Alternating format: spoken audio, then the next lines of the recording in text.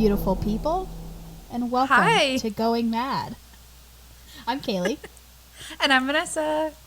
And this week, oh my gosh, I'm excited for this week. I don't know why I'm so excited. I think it's because the story that I have, I'm super interested in. Like, I've always been super interested in this. Anyways, so Vanessa's going to talk about Ashmore Estates. We have a personal story, people. Yes. We have a personal story. And then she's also going to discuss H.H. Holmes, which, if you remember, we kind of touched on that during the last episode. Mm-hmm. And then I'm going to talk about Belle Gunness. So if you've ever heard of her, she's crazy. It's a crazy story. That name doesn't sound familiar, so I'm interested. Okay. Well, we'll get into it. It's crazy. So, you can, as always, as we always say, you can find us always. We're on Facebook and Instagram, so send us those messages. And you can find us on Apple, Spotify, YouTube, Stitcher, Pandora, iHeartRadio. Like, am I missing anything? I think just everywhere, honestly. We're very available. We're very available. So, Yeah. Okay, Vanessa, take it away. Okay, guys. So I got this message on Facebook about a personal story about Ashmore Estates because we covered it not too long ago. I don't remember what episode. Yeah, it was a couple of episodes ago, I think. Yeah. And so I asked her, I said, hey, can I read your story on the podcast? And she said, yes. So you guys send us your stories if you have anything cool to tell us. We will read them on the podcast if you want us to. And if you guys also have any like topics you want us to discuss and research, let us know and we'll look into that too. And before we start, I hope everyone had a good Christmas. Oh yeah, Merry Christmas, Happy Holidays! Merry Christmas! Oh my gosh, yeah, we took. I totally forgot. Yeah, I forgot that we that took was a week like off 3 days ago. Yeah, so I hope everyone had a good Christmas. We took a week off to spend time with our family, and so we missed you, though. It feels like so long since we talked to you guys. I forget how much I love doing this, and, like, doing it, like, because it's been, like, 2 weeks since we've done it. Yeah. And it's just weird. It's weird to me that we took a week off. It's so weird. I know. Sorry, guys. We missed you, too, so... All right, so this story does have another person's name in it. She said I can use her name, but I forgot if I can use the other person's name, so I'm just not going to say it just in case. I'm just going to say person, I guess. So I'm going to read it exactly. Yeah, she. So I'm going to read it exactly how she messaged it to me. So she starts off with the other person's name. Person, she. Okay, she. She and I went there at the end of October because the guy she knew was producing an episode for a new paranormal investigation Netflix show. Which, how freaking cool! How cool is that? Oh my god! So, I don't know when that's going to air, but gotta watch it on Netflix about Ashmore Estates, guys, because that's probably going to be really cool. Yeah, that's awesome. Okay, back to the story. Yeah, sorry. Back to the story. Okay, a few things happened. We got a tour, and while they were showing us one of the floors and telling us about what happened there, I was looking around in one of the rooms and behind the desk and stuff. Went to walk into one room and instantly went nope without even thinking and turned around. The lady stopped talking to the group and was like, oh yeah, you felt something in there, didn't you? And I'm not saying I did, but my body noped out of that room as soon as I got into the doorway. I gotta say, I like the fact that she's like, my body noped. My like, body noped right out of there. So that's just crazy that your body's just like, your mind is telling you. Oh, yeah. Oh, for not sure. to do it. For sure. So, she said 2 sisters lived there for years, and they leave toys in there for them to play with. After we got the tour, they let she and me wander around while they shoot up the promotional pictures and whatnot. We were coming up the stairs, and they were automatic lights that weren't turned on. Once we walked back down, they turned on, though.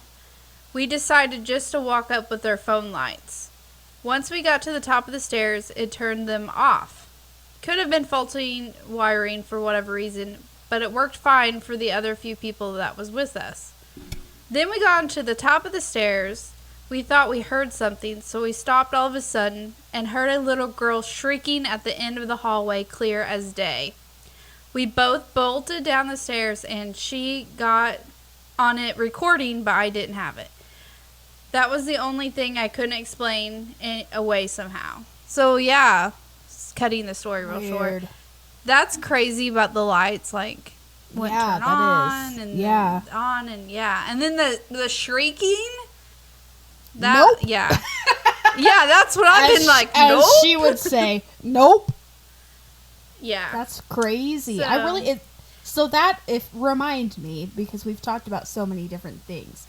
This is the one that's in Illinois that's only a couple of hours away from you, correct? Okay. Yes, it's about a little less than 2 hours for me. It's the one that once you come down, I'm going to make you go with me. Yes. And you have no say. We're going to do it. Wait, when's it open? It's open in like April?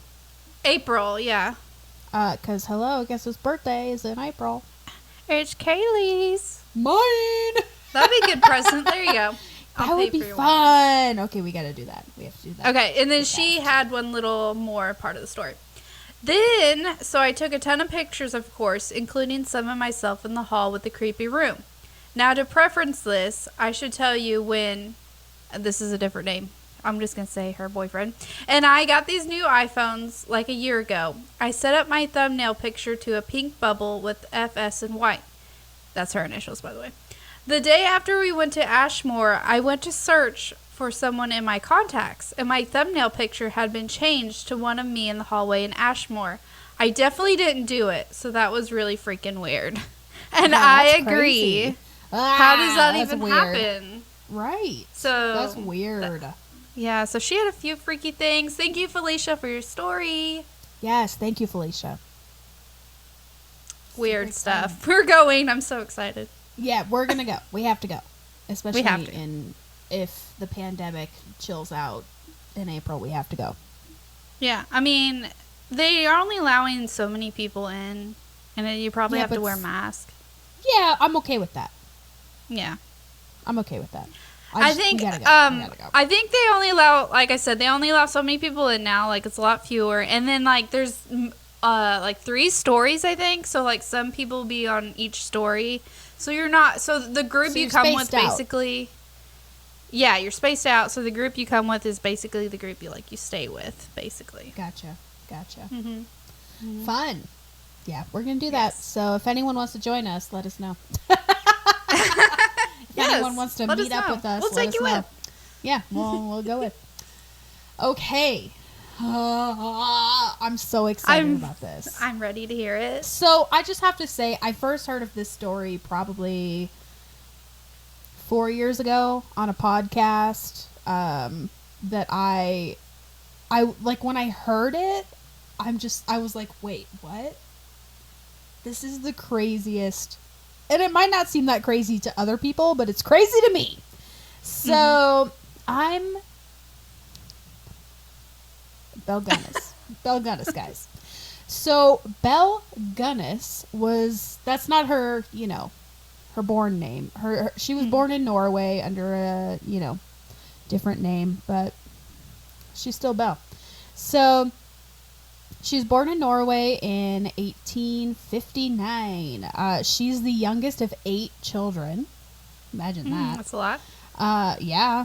In 1881, she ended up moving to America following her sister's example. So she moved to the Windy City, Chicago. Ooh, Chicago. Yep. Chicago. So mine's in Chicago. I know. I realized that, dang, both of our stories are from Chicago this week. So shout out to Chicago. What?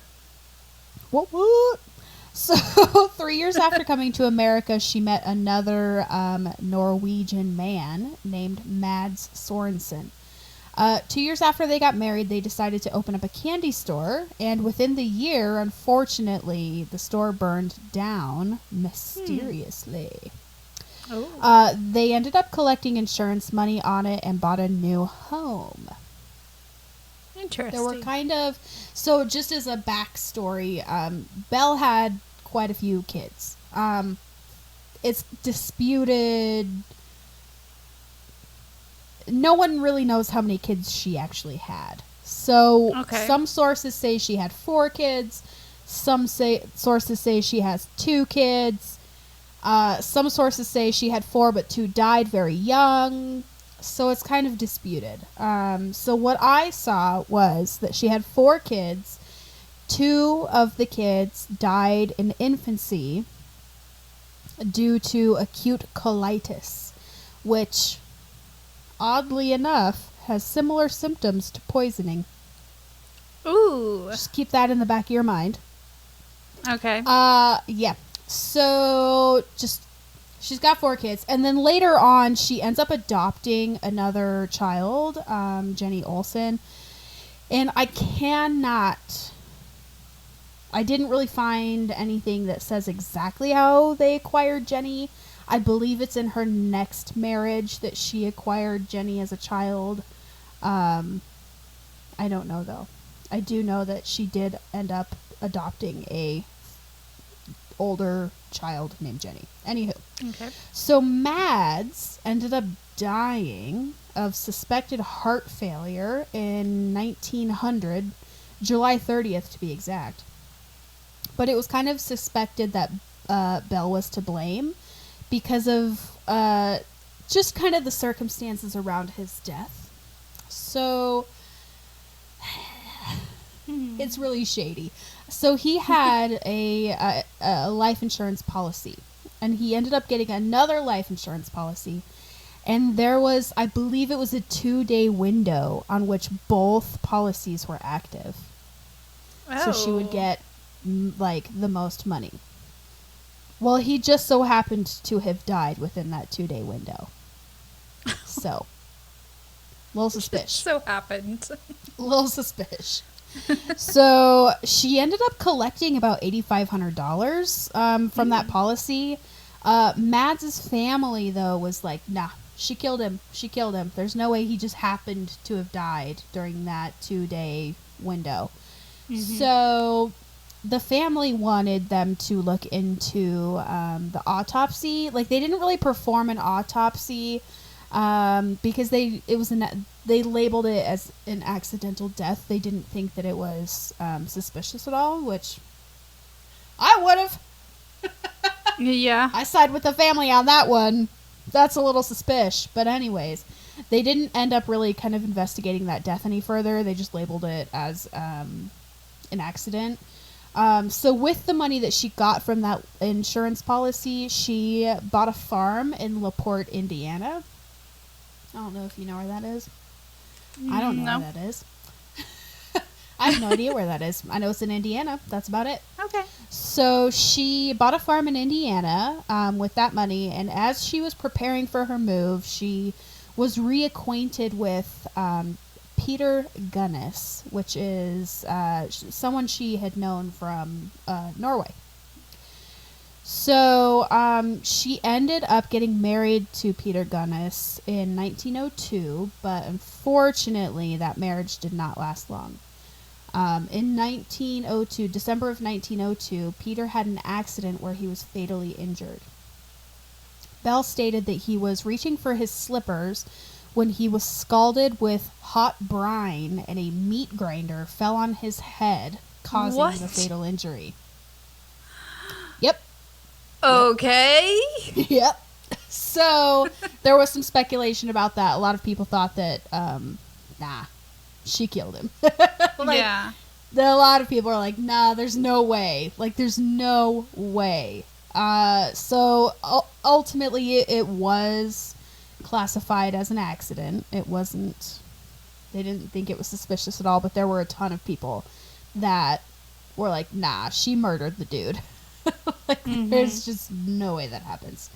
So anyways, back to Jenny. So Jenny remembers the girl that they had adopted. At this time she was 14 years old, and Jenny had allegedly told a classmate that Belle had killed Peter, but then would later deny saying that.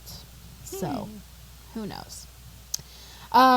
So remember, they bought a farm, right? So Belle continued to run that farm until, I mean, she just kind of, she did it until she,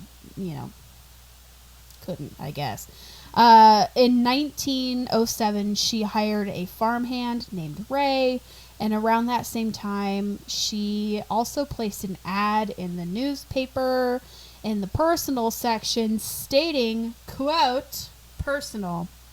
Comely widow who owns a large farm in one of the finest districts in LaPorte County, Indiana, desires to make the acquaintance of a gentleman equally well provided with view of joining fortunes. No replies by letter considered unless the sender is willing to follow the answer unless the sender is willing to follow answer with personal visit. Triflers need not apply. So that was her ad that she placed in the newspapers. And it kind of went out throughout the Midwest. So, yeah, that was fun. So, several men responded to that ad, including one man named John Moe. John Moe came from Minnesota. He also ended up bringing $1,000 with him to pay off her mortgage. So that was part of kind of the thing that she would do, is she would tell them, like, hey, I need help paying off my mortgage, and basically like proposing marriage. Like, she was trying to get these men to come out to marry her, but really she would just take their money and whack them. So whack them. And whack them. So yeah, John came out. He was from Minnesota, like I said, brought $1,000 with him. He ended up disappearing within a week. Oh, wow. That didn't take long? Yeah. During a... what am I talking about? Sorry. Sidetrack. I know, sidetrack. The next man to come was a man named George Anderson, who also came from Norway. Oh, my gosh. I cannot speak today. Good Lord. Okay. It's like every time. You know, you're right. This happens to me every time. I get tongue-tied, and then I'm like, wait a second, what am I talking about? This is what I'm talking about. So, anywho, he came from Norway, and he lived in Missouri. Therefore, he really came from Missouri. Okay. So during a dinner with Belle, they had discussed her mortgage. So he, had come to Indiana to see Belle. He had dinner with her one night. They were discussing her mortgage, and he basically said that if they were to get married, he would pay it off. Wow. Yeah. These guys are so quick. I know. I'm like, shit, man. How does that happen? Why can't I have a man buy me a house? Like, what? And within like a week of seeing him. Yeah, like, I mean, what? What? So, yeah, it's crazy. So, anyways, that night, he actually woke up. Uh-oh. To Belle standing over him. Ew. With a candle in her hand and a sinister expression on her face. And then moments later, she ran out of the room. What? Yeah. Yep. Oh, okay. Creepy. So that after is so that, creepy. It's so creepy. Like, imagine your husband doing that. Oh my God! If he did that, just to me, runs out like, of the room. Yeah, if he would have done that to me, I'd have been like, "Wait, what? What just happened here? No, thank so you. Strange. Bye." Yeah, like no, no. So ultimately, he ended up gathering his things and leaving the house and returning to Missouri because he's like, hell no, not dealing with that shit. So he actually was the only man to ever leave. He was the only one that ever got away. Wow. Men would keep coming, but like I said, none would leave. George was the only person that actually left. So in December of 1907, a man named Andrew from South Dakota wrote to her, answering her ad. They exchanged many letters, and then in January of 1908, he actually came to the farm with money in hand. A few days later, bye-bye, you gone. You gone. He was never seen again. So, in March of 1908, Bell had written a man in Topeka, Kansas, and told her that he would visit when the weather was better. So, he was kind of like, nah, I'm not going to come out now. The weather's not great. I'll come out when the weather's, when it's better to come out. Because you got to think, early 1900s, they didn't have cars like we do now. Yeah. Fortunately, he never met her because there was a fire at her farm. I should say this. I'll preface this. She's known to have a lot of fires happen at her residences, businesses, stuff that she owns. Like the candy store burned down. She had a farmhouse burned down before this. Like, she's known to have fires. My personal opinion, she wanted that insurance money. Right. She's known to, claim insurance money, so. Anywho. So meanwhile, remember back when I said that she had hired a farmhand named Ray? Remember? Mm-hmm. So yep. Ray ended up falling madly in love with her. And he would do anything that she asked, like literally anything. No matter how gruesome it was, he would do it. Mm. So it got to the point where she actually ended up firing him and said that he was a menace to the public, and she actually tried to get him labeled as insane. Like, she actually tried to get him put away, basically. Like, there was a court case about it, and they ended up finding him totally sane. So after that, he actually he kept coming back to the farm and was trying to see her, but every time he would come back, she would run him off, and it just happened all of the time. So ultimately, remember Andrew, the man that came to the farm, as they all did. Yes. Yeah, so Andrew, his brother, actually went looking for him. So I'm guessing, Andrew mentioned something to his brother. And from what I know, Belle told the men that she talked to, like, don't tell anyone where you're going, trying to cut ties, basically, that she was never, accused of anything. Well, Andrew did tell someone. So Andrew's brother knew that he had gone to see Belle and had actually written Belle asking where his brother was. And she wrote back stating that Andrew was not there and that he was most likely in Norway visiting relatives, which, bullshit. His brother wrote back to Belle basically saying, like, no, you're lying. I know you're lying. And that he definitely thought his brother was still in Indiana. Which Belle then replied, saying that he was more than welcome to come search, but that it would be an expensive search, and he would need to then repay Belle for all of her efforts. So she was wanting that money, man. She just wanted to try and get that money wherever she could. Yeah, it's a really strange thing to say. Yeah. She wanted that money. So he ended up coming to Indiana, but not until May. So on April 28th of 1908, there was a fire, previously stated, remember? Yes. Because the other man was going to come back, yeah. So there was a fire. Belle's house was found burned to the ground with 4 bodies inside. One body was a woman, and there were 3 children that were found kind of where their beds would have been. The woman's body was actually missing the head. Oh, no. So they couldn't identify the woman. They all thought that it was Belle. I mean, you would think, like, oh, there's Belle and her 3 kids.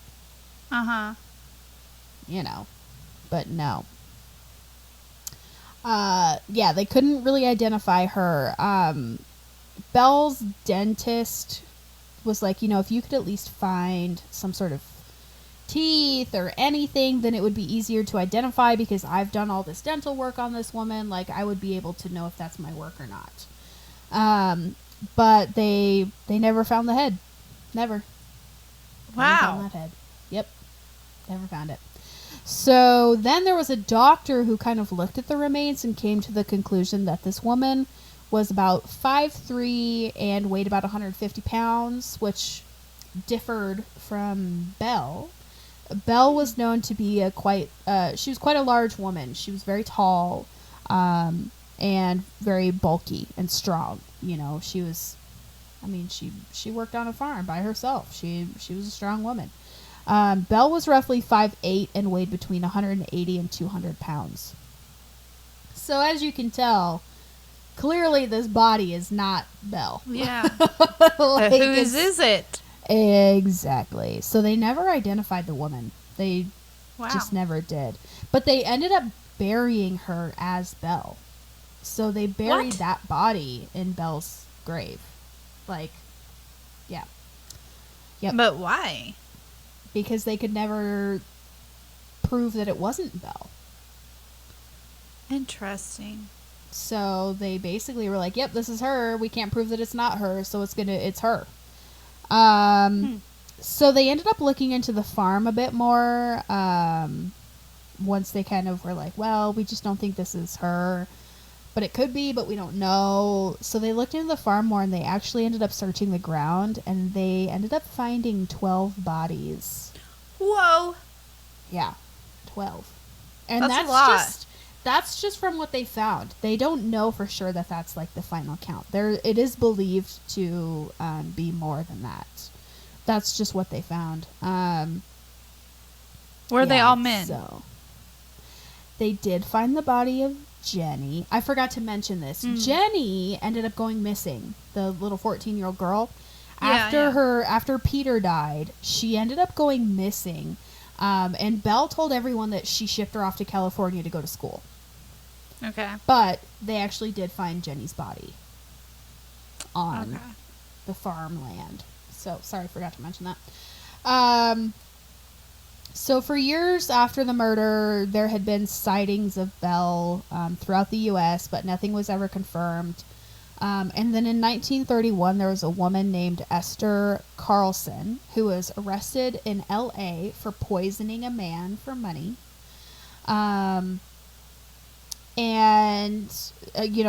picture went out. Well, there were two people who had known Belle who stated that this was her. This was the woman. This was Belle, this woman that was arrested. Okay. But it was never proved to actually be her. They just kind of let it go. Unfortunately, or maybe fortunately, I don't know, the woman died awaiting trial. So, in 2007, Belle's body was exhumed, hoping that there was enough DNA to test in an effort to try and identify who it actually was, but there wasn't enough DNA. So, unfortunately, that woman just has never been identified, and, the whereabouts of Belle, like what actually happened to her, have never... It's just, no one knows what actually happened to Belle. I also forgot to mention this, they also stated that the 3 children that were in the home appeared to have been poisoned. Belle was Belle was well known for poisoning people. They think that both of her her first husband, Mads, they think he died of poisoning. Her 2 kids, if you remember at the very beginning, they said that she had 2 infants. They think that maybe they were poisoned because they also had life insurance policies on them. Peter was it looked like he had been kind of bludgeoned to death.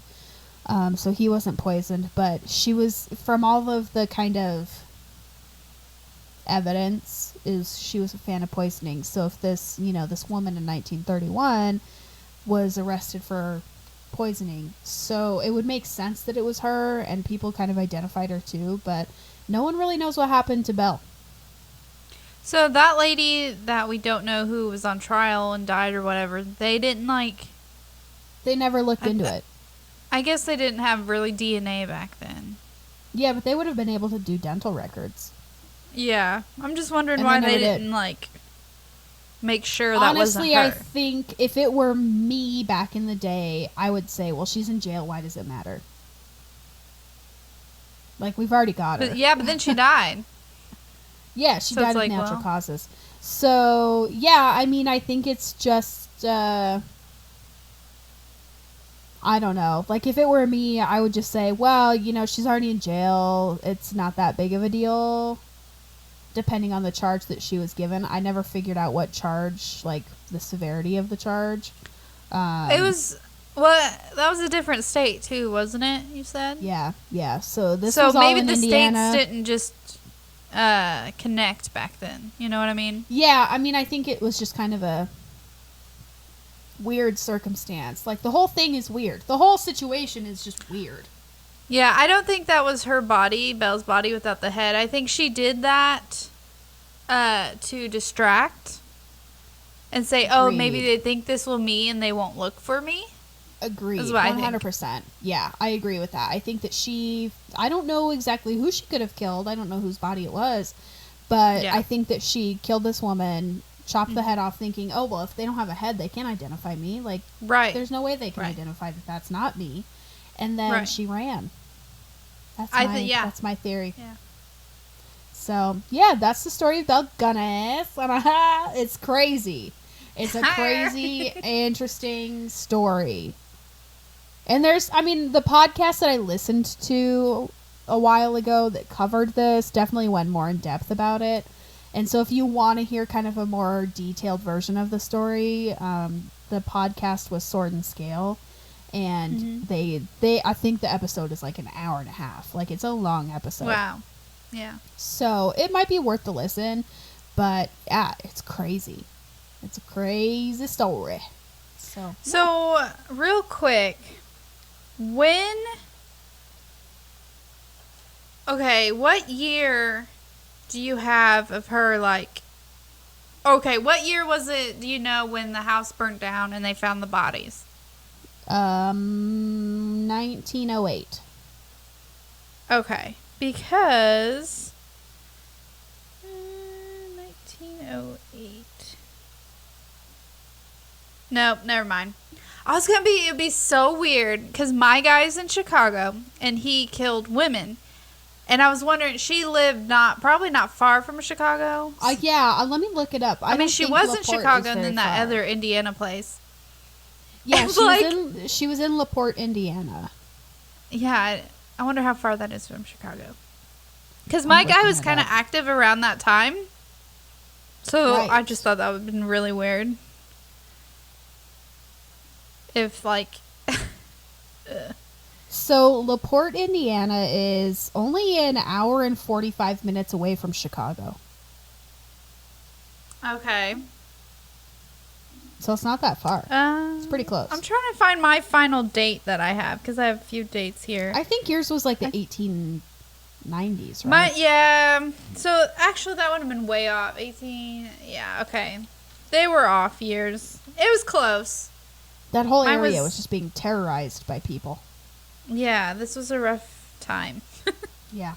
The early 1900s, late 1800s were just not a good time for Chicago. Not a good time to live in. Ugh. Yeah. All right. Good story, Kaylee. Hey. All right. So mine is dark. It's like the opposite. My guy, like your girl killed a bunch of guys, and now my guy kills a bunch of ladies. So his name was... Yeah, Herman Webster Mudgett, something like that. But he's more commonly known as H.H. Holmes, and this was inspired by the last story I did. The Haunted Hotels is what it was called. So go listen to that, because that was a fun episode. Go listen to that episode, and I mentioned him briefly. I mentioned H.H. Holmes in that because he used to hang out at that hotel I was talking about. But he was born in May 16th, 1861, and he is known for being one of America's first serial killers. He was actually born in New Hampshire to a wealthy family. He was also known to be very smart at a young age. He became interested in medicine at a very young age also. So he actually then became a medical student. And this is where it gets dark right off the bat, guys. Oh, no. He would take the dead bodies as a medical student. You know, you examine those.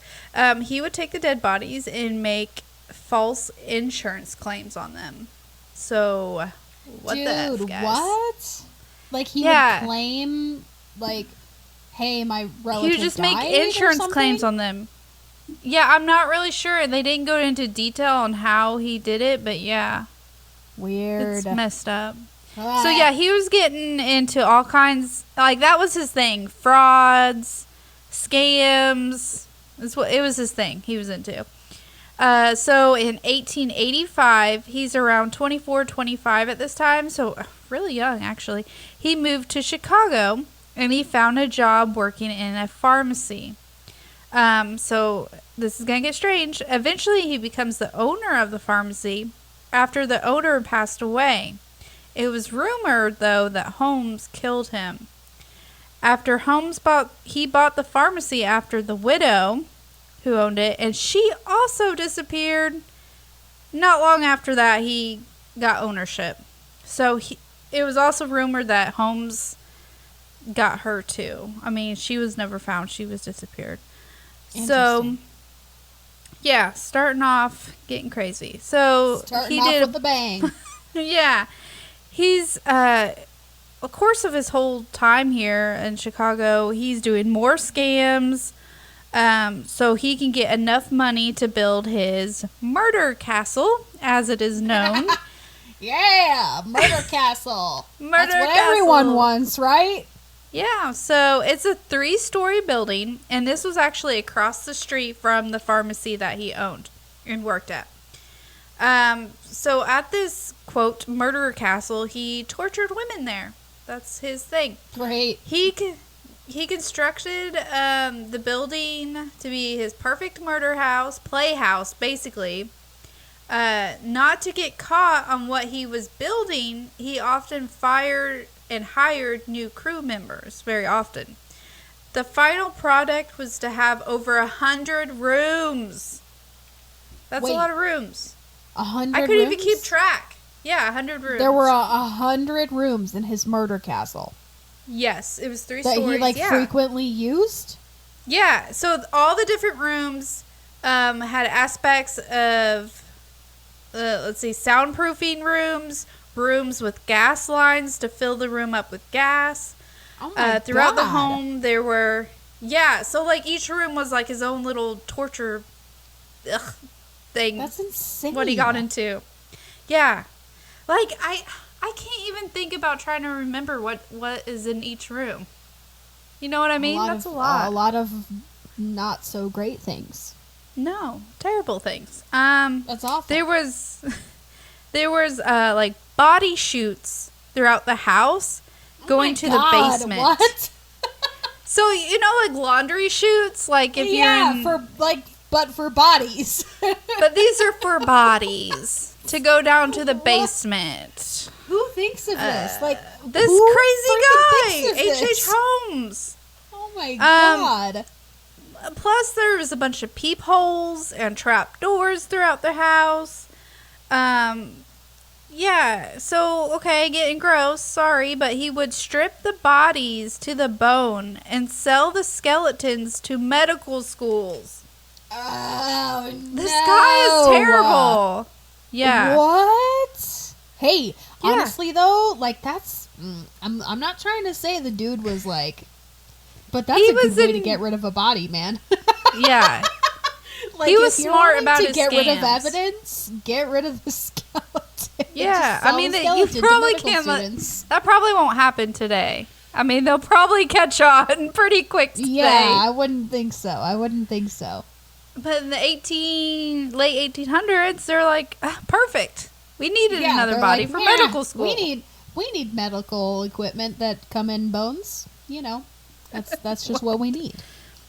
So he would get young women to come to his house after placing ads in the newspaper for jobs. He would also advertise his home / castle for lodging. Since it was so big, people can stay the night. Chamber. / that. And he would also put ads in the newspaper for dating. So gross. But this is how he finds, women, basically. That's what Belle did, man. That was the thing back in the day. They put ads in the newspaper. Jinx, you owe me a Coke. Anyways, so yeah, he put an ad saying that he was looking for a wife and that he was wealthy. So who wouldn't want that, Hell yeah. Give me a wealthy man. Just kidding. I love my husband. Yeah. So all the in case he ever listens to this. Yeah, if he ever listens. If he ever listens to this, Nate, I love you. She's not secretly looking for someone wealthy in the newspaper? I am not secretly looking for a wealthy man. Especially in the newspaper. Especially in the newspaper. So... where was I? So all the women that came around, he promised marriage. His employees...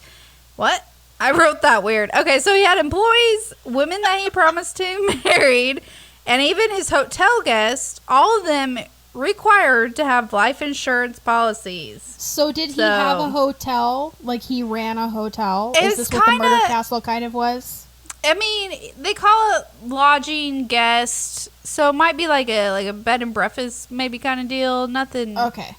So he would invite people to come stay at his place and then murder them. Basically, yes. Okay. Yeah. And he would require them to have life insurance, which is a big red flag. We can all guess why he required them to have life insurance. To kill them. Yep. Basically. So we're to 1893. Chicago had a big event called the World's Fair, where different people from all around the world was coming to Chicago to party, basically. Just to have a good time. Get lit. Woo! And so Holmes saw this as a perfect opportunity to get people to come to his castle and stay. Because people needed to stay somewhere. So here you go. And so it's just unknown how many of those people never made it back home. Because... that's so awful. Like, just imagine being the family member of like, hey, man, I'm going to go to Chicago, go to this World's Fair, get, go crazy, but I'm staying at this murder castle that I don't know that it's a murder castle. Right. And then they never come home. Sad. Like, that's just so sad. So, how was Holmes caught? You may be all wondering this. Yeah, how was Holmes caught, Vanessa? I thought you were wondering, so I think I'll tell you. It was through a horse scam. A horse scam. A scam involving horses. Interesting. So, go on. Yeah. Go on. Thank you. He was stealing horses in Texas, and he would ship them off to St. Louis. And he would then sell them, making big bucks, selling these horses. But he was caught for doing this, probably because people were like, hey, where's all my horses going? That's interesting. Like, that's an interesting way to get caught. Like, isn't it? Yeah. Hey, man, I'm going to steal these horses and ship them halfway across the country and hope to God that no one notices their horses are gone. Right. Like, but, hey, he got caught. He's in jail. But plot twist, he was released from jail. So, I don't know how long he was in there. Probably not very long. But he was still coming up with schemes, convincing himself to fake his death whoa! Can't talk. Hey, to collect both of us. It has insurance money. So even in jail, he's scheming up some stuff. So later on, when the cellmate never received any money and got ticked off, he told the police about their scheme. So the police found him and arrested him. Somehow they became suspicious of him of fleeing the country, so they decided to do a search on his castle. And they found... Ooh, boy! They found all kinds of strange things, plus they found many bodies. These bodies were all dismembered. And I have a side note. Where's my side note? I wrote it on a different sheet of paper. Fudge. Unbelievable. I know. I'm the worst, guys. I was going to tell you. Okay, here it is. I found it.